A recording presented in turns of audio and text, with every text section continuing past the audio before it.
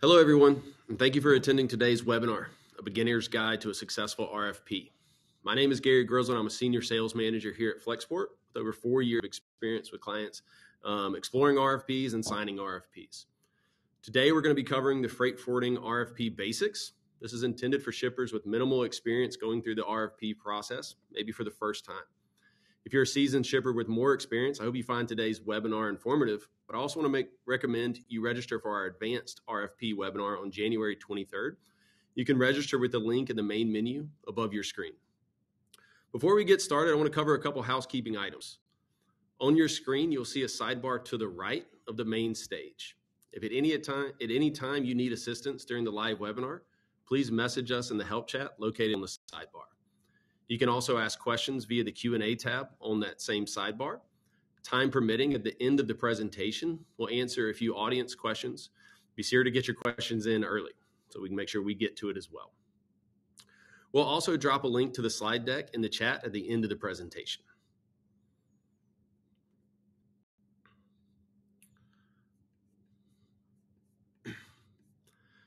Joining me today, we're jumping backward, there we go, sorry. Brief legal note that you can see here.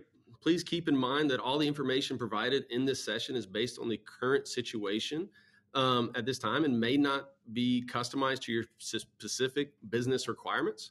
We always recommend reaching out to a Flexport expert to discuss your particular situation. Joining me today are my colleagues, Kyle Beaulieu, and Senior Director of Global Ocean Procurement and Head of Transpacific, and Thomas Marano, Airfreight Business Development. Today's agenda, we're going to start off covering a few basics about the RFP season, the framework, questions you should be asking to your potential providers, and then Kyle and Thomas will share tips for reviewing the RFP responses and some of Flexport's recommendations, and then we'll close out with some Q&A. Starting off with what is logistics RFP season? RFP is a request for proposal for you. Typically, on the major trades lane, the Transpacific trade lane, which is Asia and India to North America, U.S. and Canada. The contract year is from May 1st to April 30th, so negotiations are starting a few months prior to that.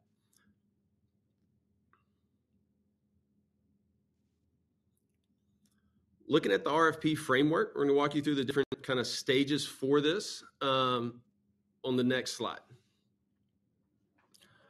So looking at the RFP framework, you'll have a bid overview, really what's important to you and your company and your needs for that contract season.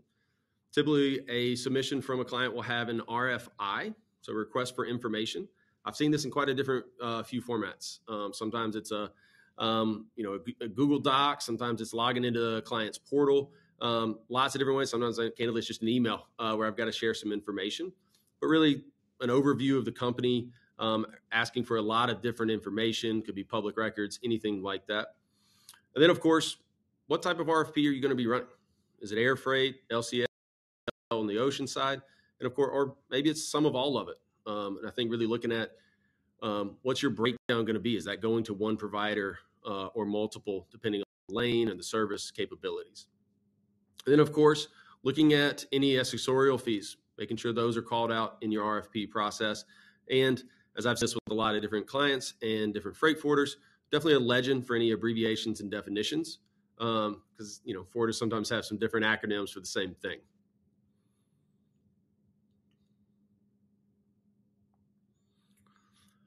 What's key in running a successful RFP is the questions that you, as the client, as the importer in the situation, should be asking before running your RFP.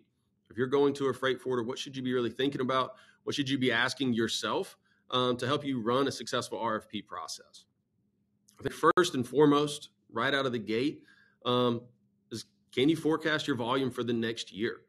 And of course, not only just knowing the volume, hey, we're going to move X amount of T's or X amount of air freight, but at what consistency? Running an RFP is not just, hey, they're going to move this and it all comes in one quarter or one peak season, but really how's that allocated throughout the year and out through that contract season? And then, of course, once you have that volume, what percentage of that allocation or of that volume do you want to allocate to an RFP? If you're running at 100% of your volume on that RFP, that doesn't give you a lot of flexibility as market conditions change, and they can vary, and any seasonality in your business and things like that. So really understanding the plan for your business and your needs would be the first question I would ask myself if I started an RFP. Second, what are you looking to accomplish through the RFP? Right? I've worked with clients that view the RFP in quite a few different ways. One, sometimes they think it's a silver bullet for, improved rates. But it's also looking a little bit deeper than that. Is it more forecasting ability for your business, understanding your expected costs? There still can be some seasonality to that and some changes, but it's going to be a little bit more consistent than the floating rates week over week. And then, of course, what's the transit time? What's the loading capabilities? Looking into all of those type situations for what's best for your company. Then, of course, before I was launching the RFP, I'd want to kind of start thinking about how am I going to decide, right? It's simple to just say looking at pricing, but I think everyone in freight knows there's a lot more to it than just that. When you're analyzing your forwarders, what technology can they provide? What lanes, what carriers do they work with? What optionality might they have through that entire process would be key in that decision making. And then, of course, finally, how many rounds? It will help out when you're sharing that with your forwarder to walk them through that process, and so that they can understand the timeline. If there are multiple rounds, what are the deadlines for those submissions? What stages will that be? And then, of course, how many stages are there, and when's that final one? So they can really come forward, they being the forwarder in this situation, with their most aggressive and best offer for your business. So definitely keep all of those in mind when you're starting your RFP and looking internally.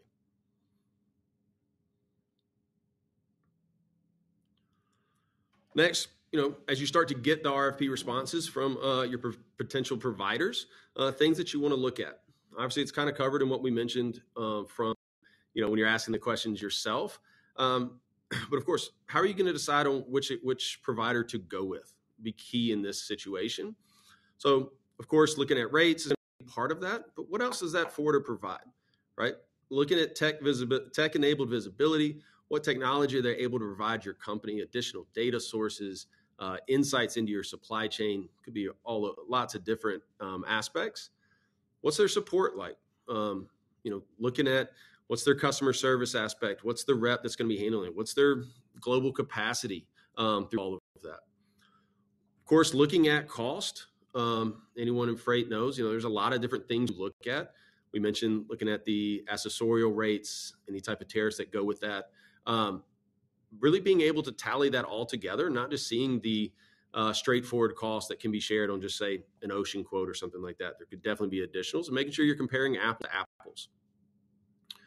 And then, of course, looking at finally the end-to-end solutions that each provide, right? What is it that you're putting out to bid, right? Is it, door-to-door services? Is it port-to-door, port-to-port? And really making sure that matches your needs and encapsulates everything that your business is going to need during that full year, that full contract year.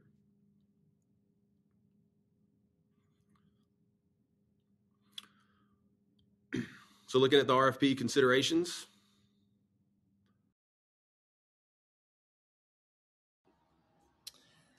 Hey everyone, thanks for joining us today. So as the RFPs are generally focused on your air and ocean, we're going to talk about those here, and I'll start first with some ocean freight basic considerations. So first things first, and I want to be very clear about this, fixed rates aren't always cheaper. And so it is a common misunderstanding that doing an RFP and locking in your rate will save you money on your ocean freight specifically. So though it does make sense to do your homework, as Gary mentioned, on your provider and your overall costs, when it comes to ocean freight rates, locking in isn't always the best option. It's really dependent on the offer, what trade you're shipping on, and your supply chain. So first, why isn't it cheaper? Simply put, floating rates move around fixed rate levels, right? So if you see this graph here, this is a sample rate fluctuation of the TPEB. You can ignore the rates, they're not real, but the seasonality here is reflective of seasonality trends that we've seen during normal shipping years, where there's generally a dip in Q1 after CNY, some rebound in April, May as new rates are locked in, and an increase for pre-Golden Week during that holiday season shipper rush, and then another drop in October, November. And so you could ship floating and fixed and ultimately be at the same rate or cheaper on one or the other. It really depends on when you ship, the market for the year, and global events. When you ship matters because if we just look at this graph, a lot of business is seasonal, right? And so are the freight rates. So if you are a product company that generally ships for summer products, March and April are generally low points. And so you can take advantage of this slow period by shipping on floating rates in the spring.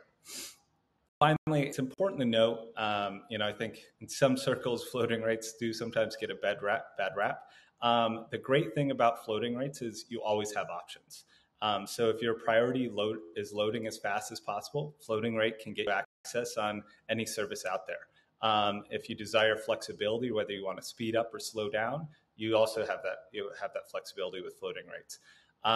And so whether rates are high or low, there is space to buy on a vessel. So just want to make sure that was clear, and we keep that in mind as we're looking at overall freight levels. But now we're going to talk a little bit about some of the more fixed considerations. And so if rates aren't necessarily cheaper, then why would companies lock in a rate? So first, putting potential savings aside, there's two main perks to fixed rates. So first is rate consistency, and the second is rate sailing consistency.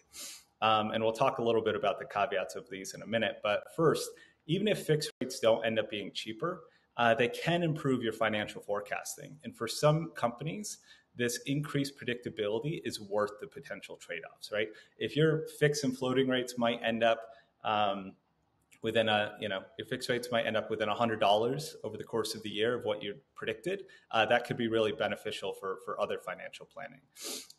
And in turn, they might also reduce some of this potential exposure during peak months, regardless of what happens over the average. The second piece is sailing consistency. And so this is actually one of the reasons historically people do fix their business, because when you lock in a rate, you're generally locked into a specific string or strings, depending on your book of business, which give you more predictability for loading and unloading. And so this can become especially important at origin when manufacturers have limited floor space or a predictable production plan. If your cargo is always ready at your factory on a Tuesday, then you can try to plan for some sort of string for that service. Now, these can be very important and one are two of the main considerations for fixed, but there are caveats and a little bit of reality with each of them.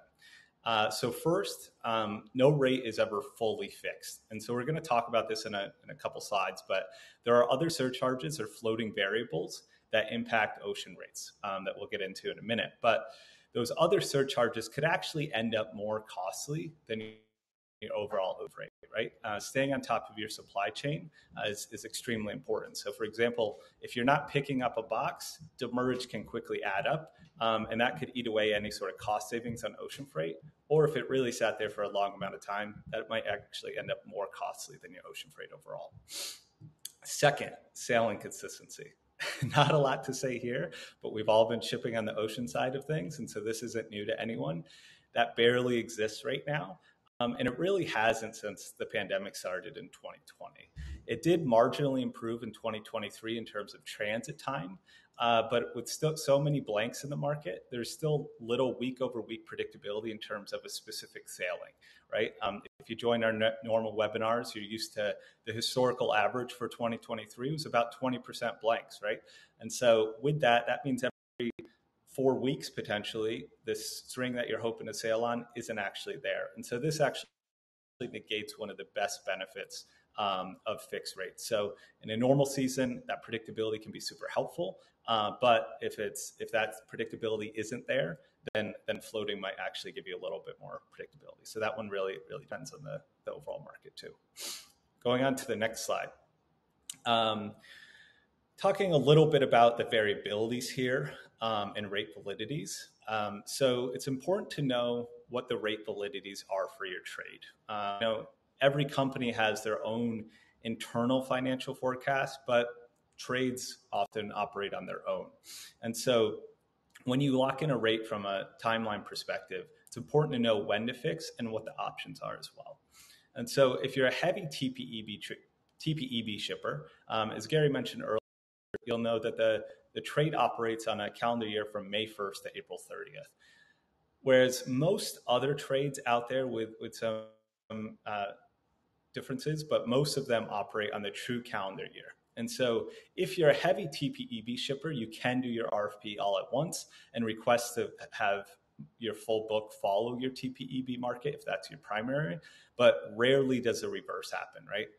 TPEB is very heavy on this May 1st to April 30th calendar year, and so rarely does it follow other trades. Other options other than annual out there are quarterly or 6 month. Neither of these are really available on all trades, but they're potentially out there depending on where you ship. So they're much more common on the smaller trades. The ones that have, say, more yearly stability, quarterly rates or 6 month are quite often the standard offer than they are on head hauls like TPEB or Far East Westbound.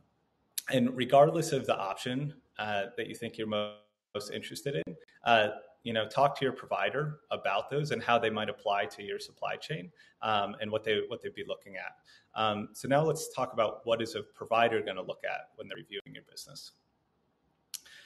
So when there's an RFP request, there's a lot of factors to evaluate whether it's a good fit. Similar for you evaluating your provider, there's multiple different things. But two of the biggest out there when considering whether to fix a book of business are volume concentration and consistency. And so with either of these, it's important to remember that why are these being looked at is because when you lock in a rate, you're really looking for baseload cargo, right? The provider is looking for a little bit of predictability on their side. So for volume concentration, it's important to have not only both enough volume to lock in a rate, but enough volume concentration. So if your network is extremely spread out, it might not make sense for you to have fixed rates or for your partner to provide those for you. Now, with that concentration, I just want to clarify what I mean there. So it doesn't mean that if you have many suppliers or DCs that you're not concentrated. What I'm talking about here is port pair concentration. So you could have 10 suppliers in Shanghai and 3 DCs in Los Angeles, but that would be okay because from a volume perspective, it's all Shanghai to LA, and that's really what they're looking at from a volume standpoint. And so why does this concentration matter? It matters really from that baseload perspective of a provider, right? So that predictability is key to fixed rates, and the greater the concentration you have, the more predictable your business is, both for carriers for their internal network, right? Where do they need cargo? From an IPI standpoint, maybe they only want a certain amount there, or they also want to be able to predict that for their export business. And it's helpful for general service needs, right? Knowing that you're going to show up week over week means that you can more easily plan for your cargo. The second major factor is consistent, frequent volume. So remember, fixed business is supposed to be baseload, right? So providers are looking for business that they can fill those same sailings that we talked about earlier, week over week with minor variations in demand. If you're not sure how much your cargo varies, there's a few factors that you can look at, right? Not only your historical number, but just some basic questions. Are you a highly seasonal business, right? Referred to earlier, the summer products. If you ship everything in 3 to 4 months in the first half of the year, probably an annual rate might not make sense for your business. Does your product only ship in monthly batches? We've seen this a lot with some newer clients or growing clients, right? They only have cargo needs every 4 to 5 weeks when their production comes out, right? So if that's happening, then a weekly commitment on rates might not make sense for you either. And so, even though a lot of providers might ask for it, it is understood that very few businesses ship the same amount week over week, right? But if you are consistent, say with a variation of 5 to 10% variation, especially on those concentrated lanes, then you might be a good fit for Fix from a consistency basis. Now we'll look at the standard validities a little bit and what to look at in an offer.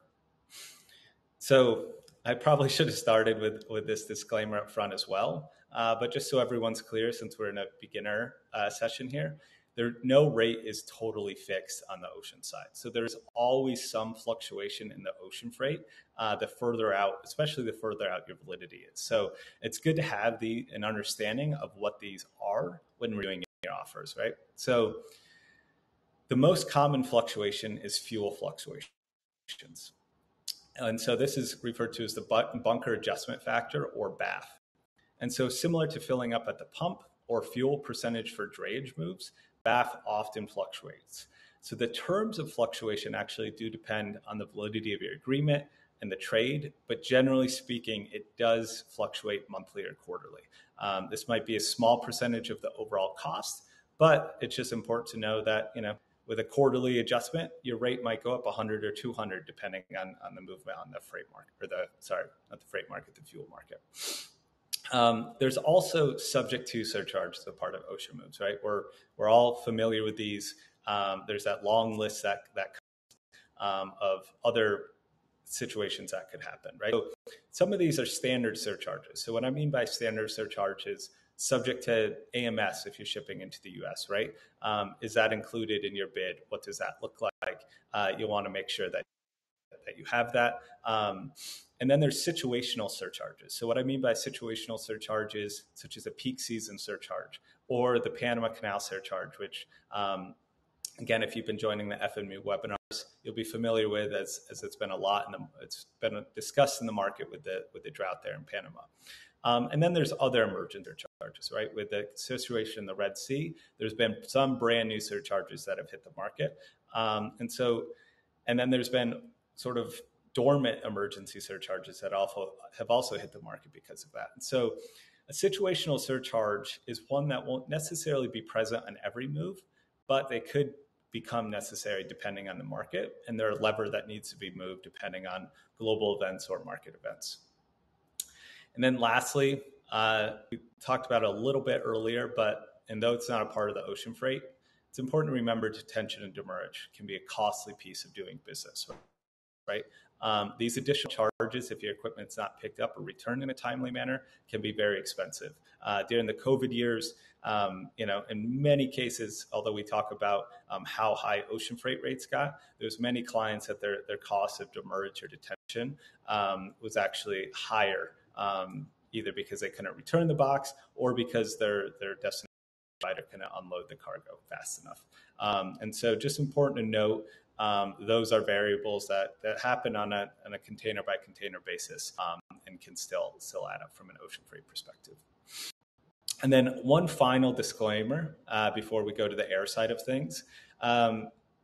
Just want to make sure that everyone's aware and wary of offers that are fixed subject to GRI. Maybe this is a personal pet peeve of mine, but when you have an offer that's fixed to GRI, in essence, it's a floating offer, right? And so it doesn't necessarily mean it's a bad thing, but when you're evaluating an RFP opportunity, it's a really good thing to check that and to be aware of that, because it's not necessarily a fixed rate in the terms of the base ocean freight, because that GRI could hit and change that cost. And so that's it for the ocean side. We'll look for questions on this in the Q&A, but we'll turn over to Thomas and see what he has to say about air. Hey everyone, I'm Thomas. Happy to be with you here today. I represent the Airfreight product for Flexport. I'll start off by saying that much of what was discussed by Kyle on the ocean freight side of things does also apply to Airfreight. So I'll speak specifically to rate options for air RFPs, namely fixed rate deal, market-based capacity deals, short-term pricing, and bid pricing. So probably the most popular deal is the fixed rate deal. This is going to be best for customers that have large uplift that want fixed economics, so long-term forecasting on their landed cost. This is going to give them guaranteed space. Most likely their provider will provide an on-time performance commitment, and they'll have a guaranteed rate for an extended period. That extended period usually ranges from 6 to 12 months, but has gone on for, it's not unknown for it to be longer than that. One important call out, same with ocean freight, fuel is not included in that fixed rate. So that fuel surcharge will be provided to you either baked into the air freight cost or as a separate charge.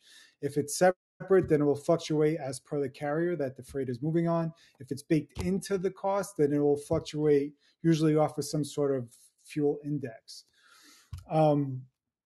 Just like ocean freight, just because you have a fixed rate deal does not mean that you're paying the cheapest rate. When the market is off, that fixed rate is probably going to be slightly higher. And then when the market is peak, your fixed rate is likely going to be slightly lower. It should all balance at the end of the year.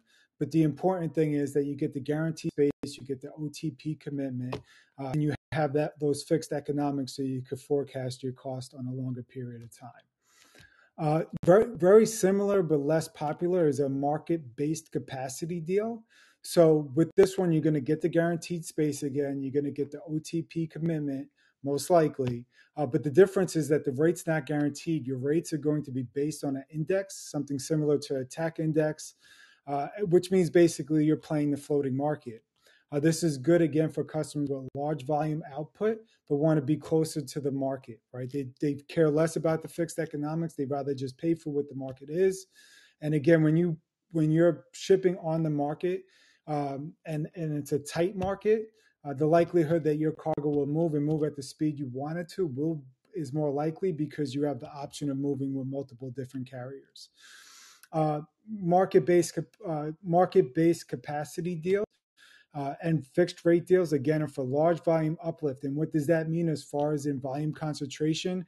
Typically somewhere north of 50 tons per trade lane. However, for air freight, it's not unlikely that a deal could be struck if you have less volume, but it's consistent on a specific trade lane, which goes back to that consistent frequency. Short-term pricing is another very valuable tool, popular tool. This is more for customers that cannot commit tonnage, right? So think your ocean freight you're a company that ships a lot of ocean freight. You do have significant air freight that's typically ocean freight that has converted to air freight due to urgency. So you can't forecast when it's going to happen and where it's going to happen and what port pairs, but you would like to have some outlook on your cost over an extended period of time, which typically for short-term pricing is monthly or quarterly. In this scenario, rates are not, or space is not guaranteed. The rates are guaranteed based on the agreement, but the space is not guaranteed. And the reason why is because the tonnage is not committed by you as the customer.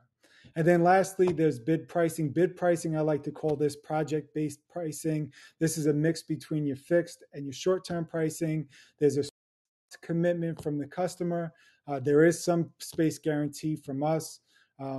This one is not used as frequently, but it is a good tool for projects. With that being said, these are the four most popular. There are other means out there.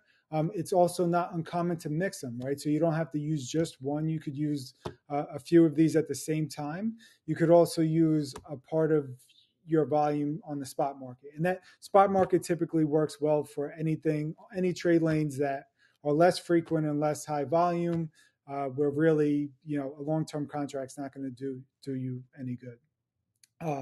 So that's it for this slide. I'm now going to walk you into some recommendations. Now, these recommendations are regardless of whether you're shipping ocean freight, it's a trucking bid. This is just to help you on your journey. To be quite honest with you, when it comes to recommendations for an RFP, we could probably do another presentation, if not two, on recommendations alone. So I'm going to talk about three that I feel are extremely important, very high level, but important to discuss up front, right? So the first is make sure the service matches the expectations. I don't know how many customers I've had with, even global companies, who have gone through a bidding process. They invited half a dozen vendors to be included in the process. They went through several rounds of the bid, took several months to complete the process. They made an award based on certain decisions, mostly price driven. And then when the business was actually awarded and the services started to become rendered, it didn't actually meet what they were expecting, and then they had to go back to the drawing board, right? So there's a couple of reasons for this. One is not comparing apples to apples is one reason. The second reason is if you centralize all your procurement and decision making to a certain location, they may not understand the needs of the individual regions that are actually going to be dealing with the day-to-day transportation requirements. And then the other one, quite simply, is providing complete information. And you'd be amazed at how many details are overlooked when it comes to submitting an RFP process. Is one reason why when submitting a proposal with Flexport, we like if our customers use our template, if not in it itself, but at least as a guideline, because we try to cover everything in there that would miss any of these overlooks. But just some of the things: Incoterms, transit times, any special handling that's required. Even just think simply, needing to palletize cargo. If that's not demonstrated in the bid somewhere, it's going to be missed and it's not going to be included in the pricing, and it's going to cause a problem later, either with that being a raise in the rates that were originally quoted, or the forwarder having to cut corners to make up with those costs and then sacrificing the service they originally wanted to provide to you. And just packaging specifications. So for ocean freight, it may not be as important as far as in the average size of a cargo, if there's any cargo that's oversized, because it's going into a standard full container box. But for air freight, it's extremely important, right? Because air freight travels on all different types of aircrafts, from freighter aircrafts, passenger aircrafts. Each one of those aircrafts have their own limitations on weight and size. And the rates that were provided in your bid proposal might not match with the cargo, might not actually be able to support the cargo that you end up tendering with your provider. So any single missing detail, quite honestly, could lead to misalignment in the services being acquired. Which kind of leads to the second point, which is schedule time to meet with your RFP participants. A lot of this can be figured out in those conversations. Your providers will probably ask you a ton of questions to make sure that they're not overseeing anything. But don't just send out an RFP, expect responses, and then make a decision without giving your participants a chance to sit at the table and go through a deep dive of your supply chain. Be open to any suggestions that don't fall within your current parameters, right? So your supply chain very well. That's understandable. You're going to fill out your RFP document with the port pairs and the route that you are currently shipping on. But be open for ideas. In fact, ask your providers on how to reinvent your supply chain and or your RFP process, right? Putting your providers on the spot and asking them to be creative, you'd be surprised at some of the responses and the innovative ways that you could change your methods in order to become more efficient and have some gains on efficiency. So last but not least, additional requirements to discuss up front. Ask them, demo the technology. Look at the technology at the very beginning so you could understand additional value that is not really visible within RFP response when you're looking just at numbers. Communicate any expected KPIs that you have, and very importantly, request what reporting capabilities they have to support those KPIs and measure on them. KPIs, I've seen in my experience, KPIs are amazing tools, but if you can't measure them and course correct, then they're not very valuable, right? So how are you going to measure and act on those in the future? And then ask for a contingency plan. Everybody has experienced a lot of turmoil over the past couple of years. It seems like it's only becoming more and more than less. Ocean freight, you're dealing with the Red Sea crisis right now. Air freight, it's urgent. There's always something that's a wrench that gets thrown in, a curveball thrown at you. What is your provider going to do when things go sideways? How are they going to get around those issues and get that cargo to you as quickly as possible when plan A doesn't work? And those are just, again, three of what I believe, and we all believe, for all products are the most important things to discuss. But I would suggest really talking with your provider and going through some more, because the list goes on. And that's it for my part. I appreciate everybody's time. I hope you got value in this. We'll be more than glad to answer any Q&A now. And I think our host is going to jump back in to lead us through that. Hey, thank you, Kyle and Thomas. Always love the detail that y'all provide. I feel like I learn something every time I'm on a call with either one of you. So appreciate that. We do have one question here. Definitely, feel free to chime in, add more here. I'm going to kick this one off. Kyle, I'm going to come to you with it to start. How long should I ask a provider before a deadline for rates? Kyle, and this from Mo K here. Yeah, no, that's a good question. You definitely want to give enough time to your provider, right? And it also depends on the depth of the RFP that you're asking for. One of the biggest frustrations that we see is that when a client puts a lot of work into their RFP and what they're asking for, and then turnaround time is 5 to 7 days, right? If we really want your provider to be able to consider your book of business, evaluate it, and make sure to give you the best price, you want to give them more time. So I'd say generally getting the information to deadline, it's good to have at least 14 days. So that 2 weeks is really, really helpful. But also, I think it's worth noting, talk to your provider before that RFP comes out, right? There should be a lot in there as you're putting that together for what you're looking for so that the provider knows about you and your book of business before, right? A lot can be lost when you're sharing a spreadsheet with some words and descriptions on it. So definitely tee that up for them. Thomas, on the air side, would you agree to that sort of at least 2 weeks? And I'm curious, when do you see the most air RFPs generally?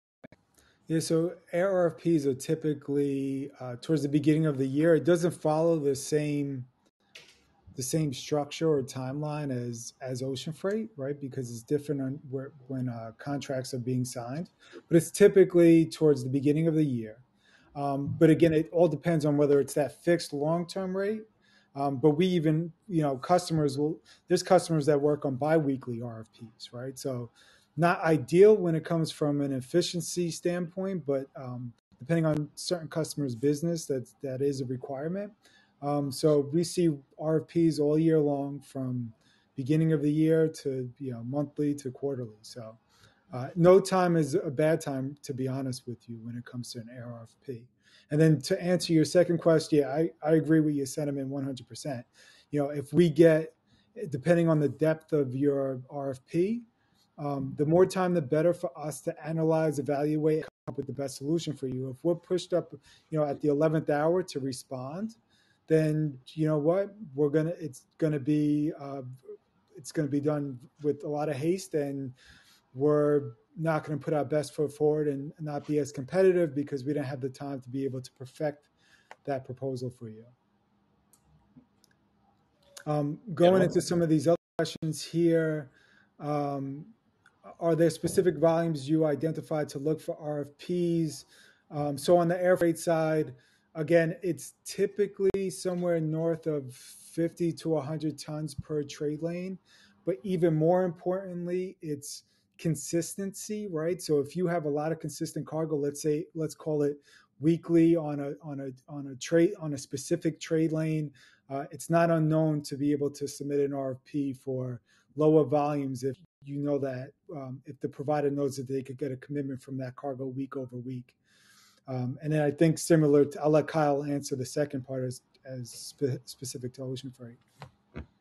Yeah, no, I'd agree on the ocean freight side. It really depends on the trade lane in which you're shipping, right? If you're shipping on a backhaul, U.S. export, that's a lot different than the head haul of TPEB. So it really does depend on your trade. I think it's important to note too, there's no real magic number. That just like you do have to have like a base minimum and that concentration and frequency we talked about, but there's not a number that necessarily works best, right? There's clients who ship a few thousand or more TEUs a year that are totally on the floating market, And that's what works for their book of business. That's where they see the predictability that they need. And then there's smaller ones who might be fixed because they have different needs. So I'd recommend talking with your provider and sort of looking at your supply chain to know what that number might look like. One thing I did want to add before we get into a couple other questions, but as a caveat to that question on how long we get a bid, one thing to keep in mind too is just implementation. When do you want your book of business to start, and how do you want to transition that over? After going through the RFP process, sometimes it can be say, hey, 24, 48 hours, let's make this switch. And it can be important to set the right timeline to make sure that you have a free-flowing business between, especially if you're switching providers, right? If your suppliers have never met this new provider, you'll want to be able to provide that time to be able to give that to them. So just wanted to throw that out.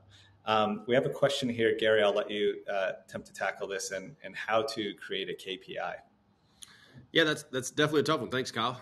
So creating a KPI, I would definitely, if I'm in your shoes and I'm a salesperson that's working with you, I really want to understand your business as much as possible. So setting the KPIs without some more information, I think is kind of challenging to answer. But if I was going towards an RFP, looking at a KPI would be on-time performance type metrics. I would set a KPI from a customer service, customer communication type aspect and what you are expecting through all of that. And so that it's really kind of an open dialogue with your potential provider so that you're aligned right out of the gate. They know what you're expecting. They know how to match that. And so both sides can walk away satisfied and know where they need to be with those KPIs. But definitely varies per client. I see that in my team's book of business and things like that. Every client's a little bit different. Anything to add to that, Kyle and Thomas? I know it's kind of a tough one. You nailed it.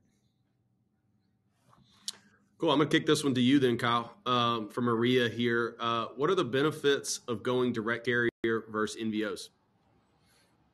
Yeah, no, very, very good question here. So a lot of this depends on the maturity of your company, your supply chain, and again, the trades that you're working off of, right? And so from a going direct to carrier standpoint, you also have to think about how are you managing the other legs of your supply chain, right?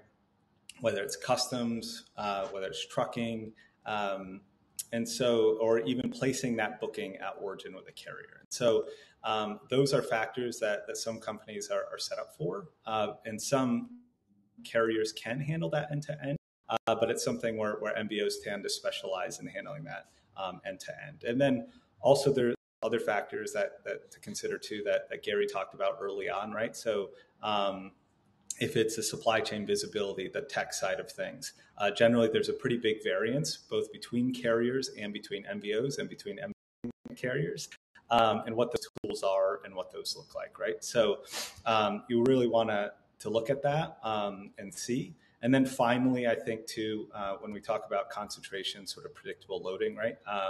If you're working with a carrier, generally you're working on that one specific service versus an MBO might be able to work with you to sort of balance things out across multiple different alliances if that's needed for your supply chain and you're looking to try to balance that out.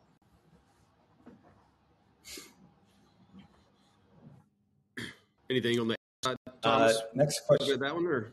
Oh. No, I'm good. Maybe I'll throw another one back to you, Thomas.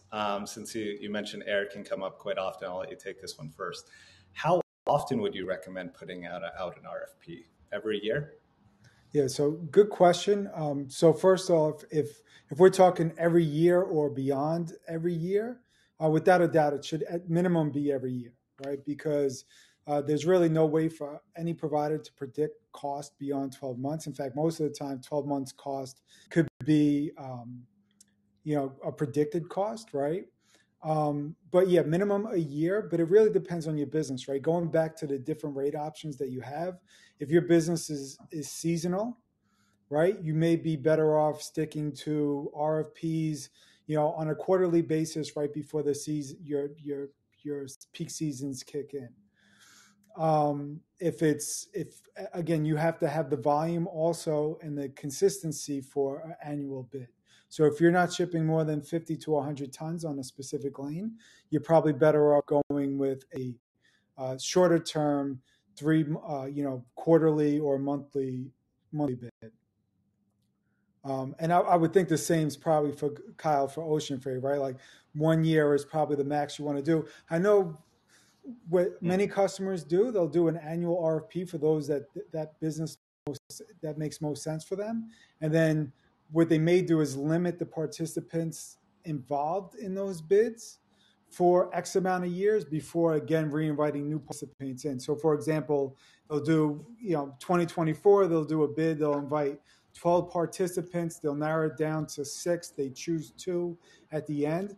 The next year, they'll invite back maybe those originals, the 6 that made it to the end, and not invite anybody new until a couple of years later, just to kind of manage the workload a little bit, because it is pretty laborious to run these RFPs on an annual basis. Yeah, no, I would agree with that. The longest validity from ocean freight perspective is generally a year. But yeah, when you run the RFP, it is laborious, and we do see a lot of clients. RFP doesn't mean that you have to reevaluate everything, right, in your full supply chain, but you might just be doing a rate refresh with your current providers. And so in that case, you might run into something that's more on a yearly basis. I'm going to tackle this next one from Michael, and then we'll get to the current market situation. But so, what periods are we seeing for RFP deal durations? 12 to 6 months. So from an ocean freight perspective, as I mentioned, it does really depend on your supply chain. But talking about TPEB in general, the most common, if you have it, is an annual rate. So working off of that May 1st to April 30th. There are 6-month offers out there, but honestly, they're not that much different from annuals. And so the most common is sort of the 12-month. And so it can usually be 12-month or quarterly, and then you get monthly or biweekly, depending on the floating side. So I'd say that's the most common period that sticks for TPEB. Whereas, if it's U.S. exports or going to LATAM, something like that, you might have a little bit of variation in that. But generally, quarterly and annual are usually the most common on other trades. What would you say for the air side of things, Thomas? Yeah, I mean, it's very similar. Again, it's all about your ultimate goal, right? So the longer your bid, the validity for your bid or your RFP is, the longer you'll have fixed rates. But the trade-off is that you're not close to the market. So there are going to be times where you're paying higher. You could also run into a space issue, right? Where when you have a fixed rate that lasts 12 months and the space is no longer in the market, you're not paying market rates, so you don't have the flexibility of going to different carriers, right? So longer, you get the fixed economics, but you lose some flexibility. Shorter, you're playing the market. There's some risk that you may pay higher during peak season, but there's a lot more flexibility because you're able to go out there and choose many different carriers that are servicing on your trade lanes rather than being limited to one on your fixed rate long-term contract. I'm going to take this next one from Josh, and then we'll probably follow that up with this one from Kevin that's sort of piggybacks that. So given the current market, given that the market is currently driven by global conflict conditions, would it be wise to wait until later in the contract season to negotiate rates with expectations that the market may settle? My short answer to this would be, from an ocean perspective, especially TPEB it would be yes. So what you have right now is obviously a major disruption in global networks, global costs, and it's hard to say how long this will last. But if you were to have an RFP right now, it would come out ahead of the rest of the market, and it would come out before we understand what the long-term impacts of this current disruption would be. And so it's not necessarily a best place to be. And that happens a lot during this time of year, that really January is maybe not the best time for TPEV, right? If most of the market is talking about rates in March and April, you want to be ready to be able to do the same. Given what's currently happening, yes, I'd say wait. You don't want to necessarily wait till after May 1st. We would expect the normal RFP season to continue this year, because all the current rates are set to expire on that April 30th deadline. How about what are you seeing over there on the air side of things, and has that been impacted yet, Thomas? Yeah, I would say on air freight right now, there's been little impact on the Red Sea crisis.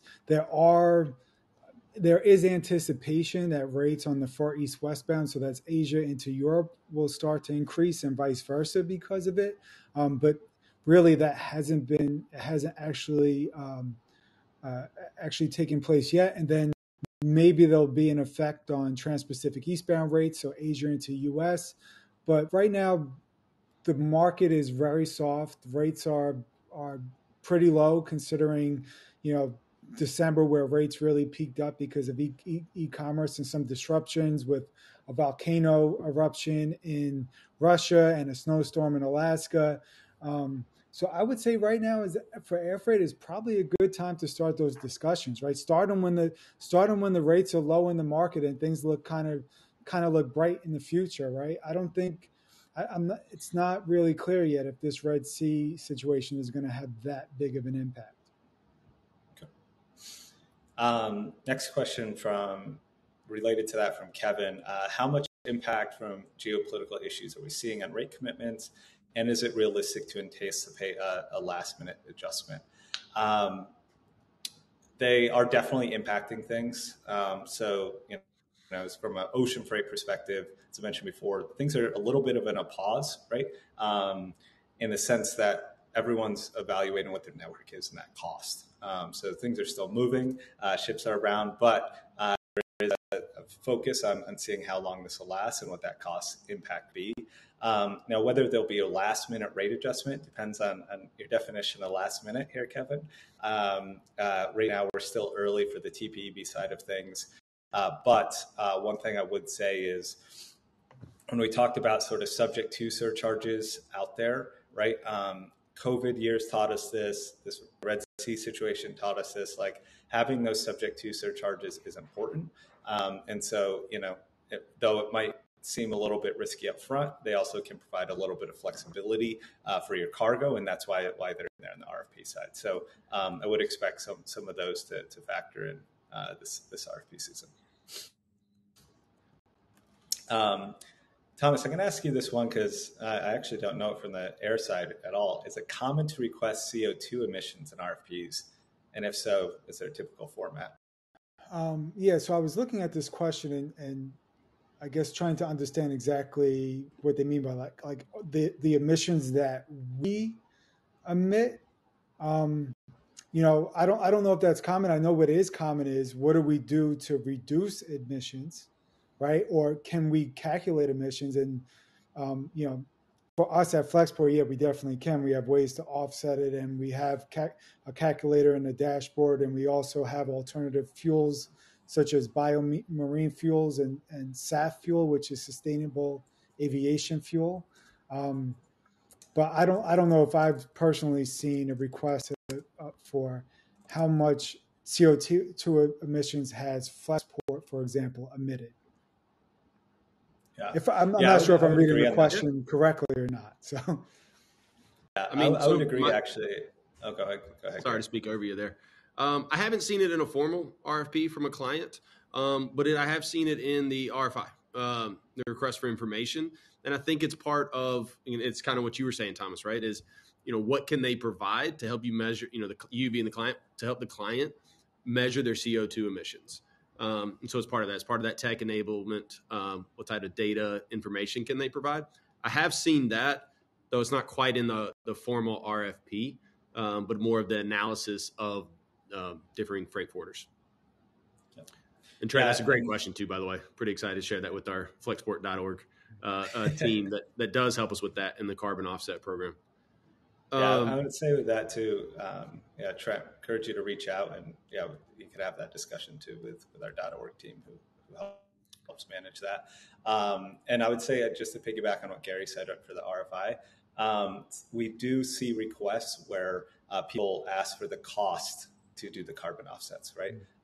And so companies that are interested in that and want to see that in their supply chain, that is something that can also be included in the RFPs, even if it's not like the measurements specifically, but if you're looking to maybe offset those, you can usually get a rate for that. I can handle Joe's question here. Does Flexport handle duty and customs? Yes, we are a fully licensed customs brokerage here. I would definitely, if you're looking at that, make sure that's either part of your RFP process, looking at those line items, of course. And Joe, our upcoming webinar that I mentioned earlier on January 27th, we'll go into a little bit more detail about how to include customs into your RFP. But the answer to the question for Flexport is yes, we can definitely handle your customs brokerage. I think, Kyle, this final one here from Brian's definitely for you. How do you best control or reduce demurrage and detention? Yeah, no, this is a really difficult thing for multiple companies to manage. The biggest factor that you're going to want to work with is what is the offloading cadence and the situation that you have with your warehouse at destination, right? Because to avoid both demurrage and detention, it's important that you're able to pick up the container from the port in a timely manner, but also offload it in a timely manner. And so really making sure that you have that sort of those agreements in place and have a clear situation for what your delivery situation looks like is really important to avoiding these fees. And that's also something that is important to provide in your RFP information. So are you a drop and pick facility? What does that look like? Are you a live unload? What does that cost look like, right? And so having those as part of your RFP to be able to provide your provider, they can not only price you for that specific service, but work to try to make sure that you're avoiding these as much as possible. Another big factor that we see that clients can do up front for this is, if there's only so much space in a warehouse, how do you spread out how often your cargo is coming, right? So one thing that we see a number of clients do, and one of the reasons the floating market works great, is they spread it out over different alliances, right, and different services. And so all of their arrival times aren't the same, which means that everything's not arriving to their end destination at the same point, right? If you're loading 50 containers on the same vessel, it can be really difficult for a warehouse to offload all 50 of those at the same time. But if you spread them out over a couple of weeks and a few different sailings, then you could reduce that cost there too. So I think that's it. Sorry, I didn't mean to jump in, but I just want to answer, because even though it's not called detention and demurrage for air freight, there is air freight storage upon arrival, which is quite expensive. It's usually from like $1 to $1.25 per kilo, and usually goes into effect about 24 hours after cargo arrival. So the easiest ways to avoid this, there's a few. So the first is work with your provider to ensure, one, don't allow that cargo to arrive like right before the weekend, like a Friday night or on a Saturday, especially if your partner is not going to recover that cargo over the weekend. And then two, ensure that your customs broker is clearing that shipment as quickly as possible, wheels up. So that means on the final leg of transportation, when it either flies direct or connects into the destination airport into the US, as soon as it's wheels up, it could be customs cleared. Ensure that it's being done then, so there's no holdup upon arrival. And third, if you anticipate that there's going to be a customs issue or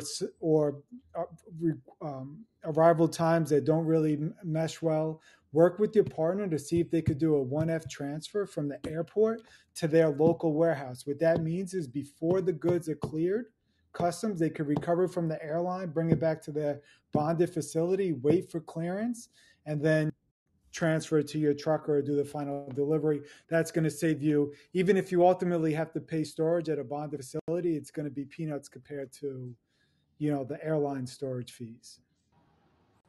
Yeah, no, that's a really great point. And